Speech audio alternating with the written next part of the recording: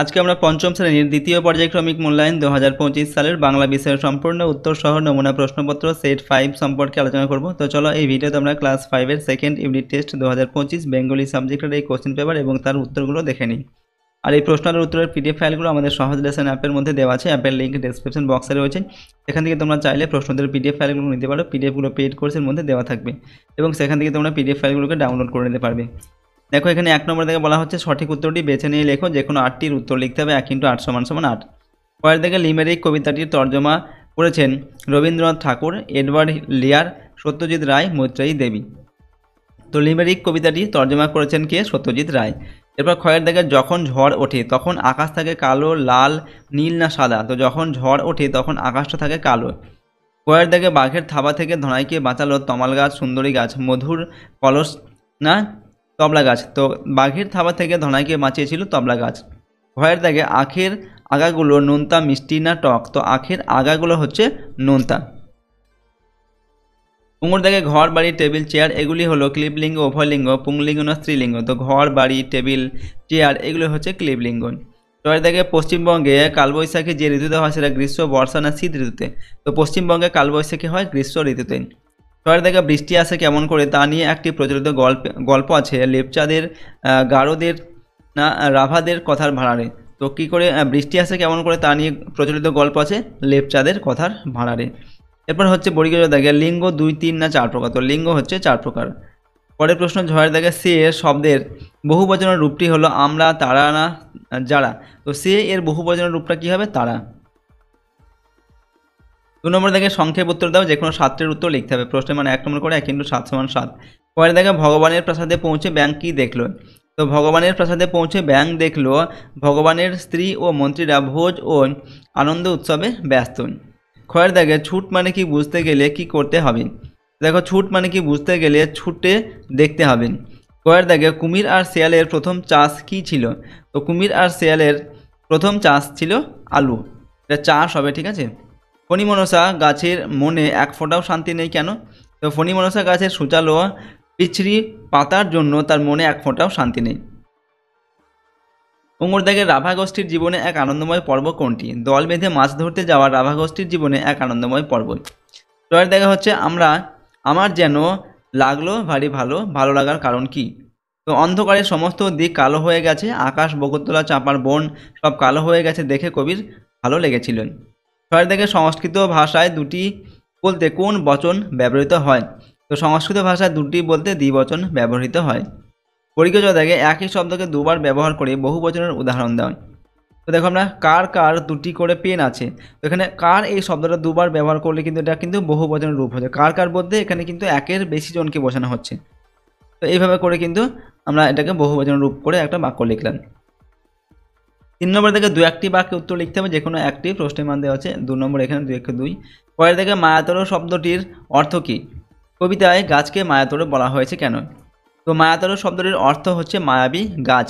কবি এখানে গাছটিকে দিনের বিভিন্ন সময়ে বিভিন্ন রূপে দেখেছেন। ক্ষণে ক্ষণে চেহারা বদলের জন্য গাছটিকে মায়াতরু বলা হয়েছে। পরের দেখা ট্যাগ কাকে বলে? বাঘের লেজের বাড়ি কে খেয়েছিলেন?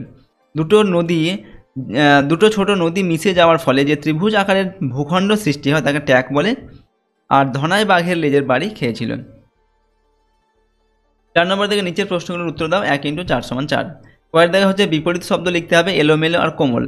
তো এলোমেলো এর বিপরীত শব্দ কী হবে? গোছানো। আর কোমল এর বিপরীত শব্দ হবে কঠিন। কোমল মানে হচ্ছে নরম, এর বিপরীত শব্দ হবে কঠিন। পরের দেখা বাক্য রচনা করতে হবে। খরা, আস্তানা। তো খরা দিয়ে আমরা একটা বাক্য লিখছি, এবছর খরার জন্য কৃষকদের ভালো ফসল হয়নি। আস্তানা দিয়ে আমরা লিখছি এই জঙ্গলে ডাকাতদের আস্তানা রয়েছে, ঠিক আছে। এরপর দেখো গয়ের দাগে নিচের শব্দগুলির বহু বচনের রূপগুলি লেখো। আমি, সে। তো আমি এটার বহু বচন হবে আমরা, সে এটার বহু বচন হবে তারা। ঘয়ের দাগে লিঙ্গ পরিবর্তন করতে হবে সাহেব আর বাঘিনী। তো সাহেবের লিঙ্গ পরিবর্তন কী হবে? মেম। আর বাঘিনী এটা লিঙ্গ পরিবর্তন করলে হবে বাঘ। 5 নম্বর দাগে যে কোনো একটি প্রশ্নের উত্তর দাও। প্রশ্নের মান 4 নম্বর দেওয়া আছে। কয়ের দাগে মাঠ মানে ছুট কবিতায় শৈশবের আনন্দের যে দিকগুলি ফুটিয়ে তোলা হয়েছে তা নিজের ভাষায় লেখো। তো ছোট ছোট ছেলে মেয়েদের কাছে মাঠ হলো মুক্ত জীবন খুঁজে পাওয়ার একটি স্থল। নীল আকাশের নিচে বিশাল মাঠে দাঁড়িয়ে আমরা বেঁচে থাকার রসদ সংগ্রহ করতে পারি। মাঠ মানে আনন্দ, সবুজ প্রাণের শাশ্বত একটি প্রদীপ। জীবনের নির্দিষ্ট পথে এগিয়ে চলায় কবির ভাষায় ছুট। এই ছুটে চলার মধ্য দিয়েই আমরা জীবনকে খুঁজে পাই, এভাবেই আমরা বেঁচে থাকার আনন্দ খুঁজে পাই। খয়ের দাগে লেপচাঁদের কথায় বৃষ্টি আসার যে প্রচলিত গল্পটি আছে তা নিজের ভাষায় লেখো। তো বৃষ্টি আসে কেমন করে তা নিয়ে লেপচাঁদের মধ্যে একটি প্রচলিত গল্প রয়েছে। এই গল্পটি হলো এইরকম: একবার পৃথিবীতে খুব খরা হয়েছিল, মানুষ পশু গাছপালা সব ধ্বংস হয়ে যাচ্ছিল। পৃথিবীর সব জন্তুরা এক হয়ে ভাবতে লাগলো কিভাবে বৃষ্টি এনে পৃথিবীকে বাঁচানো যায়। এমন সময় ব্যাঙ স্বেচ্ছায় বৃষ্টি আনার কাজে নিযুক্ত হলো। ব্যাঙের সঙ্গে যোগ দিল মৌমাছি, মোরগ ও বাঘ। তারা বৃষ্টি আনার জন্য ভগবানের প্রাসাদে যায়। সেখানে তখন চলছিল ভোজ ও আনন্দ উৎসব। ব্যাঙ রাগে উত্তেজিত হয়ে ভগবানের কাছে। তখন ভগবান তার মন্ত্রীদের ডাকলো এবং তাদের গাফিলতির জন্য তিরস্কার করলো। তারপর থেকে যখনই ব্যাঙ ডাকে তখন বৃষ্টি নামে।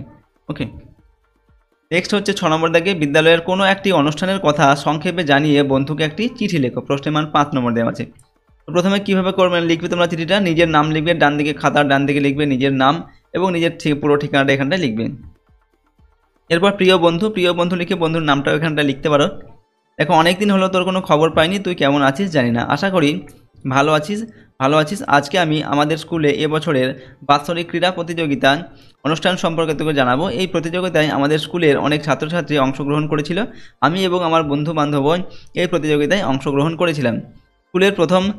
স্কুলের সমস্ত শিক্ষক শিক্ষিকাগণ এই অনুষ্ঠানটিকে খুব ভালোভাবে পরিচালনা করেছিলেন। সারাদিনের সমস্ত প্রতিযোগিতার শেষে হলো পুরস্কার বিতরণী অনুষ্ঠান।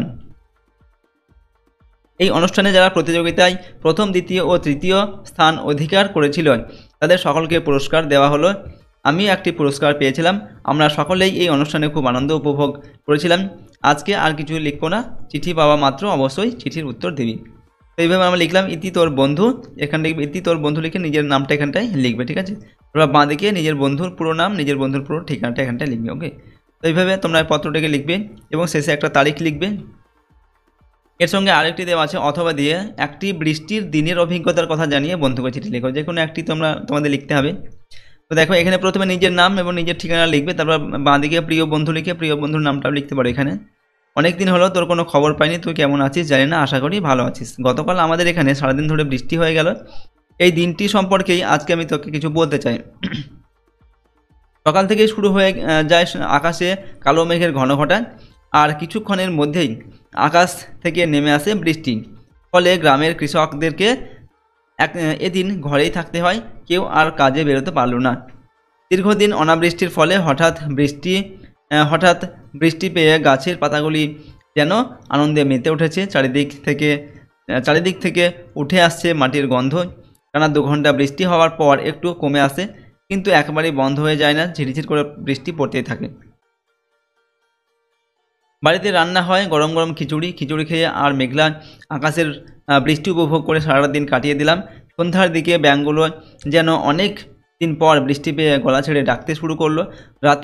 রাতের দিকে বৃষ্টি থেমে গেল। আর বেশি কিছু লিখবো না, চিঠি পেলে অবশ্যই চিঠির উত্তর দেবে। তো এইভাবে লিখলাম ইতি তোর বন্ধু। এখানে নিজের নামটা লিখবে, তারপরে নিজের বন্ধুর নাম আর নিজের বন্ধুর পুরো ঠিকানা এবং তারিখ লিখবে। তো এইভাবে তোমরা এই পত্রটিকে কিন্তু লিখবে।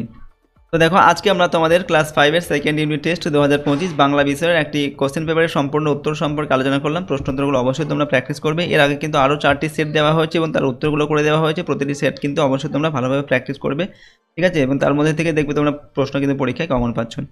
আর যদি আমাদের এই প্রশ্নোত্তর পিডিএফগুলো পেতে যাও, সহজ লেসন অ্যাপটিকে ইনস্টল করবে। অ্যাপের লিঙ্ক ডেসক্রিপশন বক্সে দেওয়া আছে, সেখান থেকে তোমরা অ্যাপটিকে ডাউনলোড করে নিয়ে প্রশ্নোত্তরের পিডিএফগুলো নিতে পারো। পিডিএফ ফাইলগুলো পেইড কোর্সের মধ্যে দেওয়া থাকবে এবং সেখান থেকে তোমরা পিডিএফগুলোকে ডাউনলোড করে নিতে পারবে। আর যদি আমাদের চ্যানেল নতুন হও অবশ্যই চ্যানেলটিকে সাবস্ক্রাইব করে রাখবে এবং ভিডিওটিতে লাইক করবে, ভিডিওটি বন্ধু বান্ধবের সঙ্গে শেয়ার করবে। তো চলো, আজকের এই ভিডিওটিকে আমরা এখানে শেষ করছি। সম্পূর্ণ ভিডিওটি দেখার জন্য অসংখ্য ধন্যবাদ।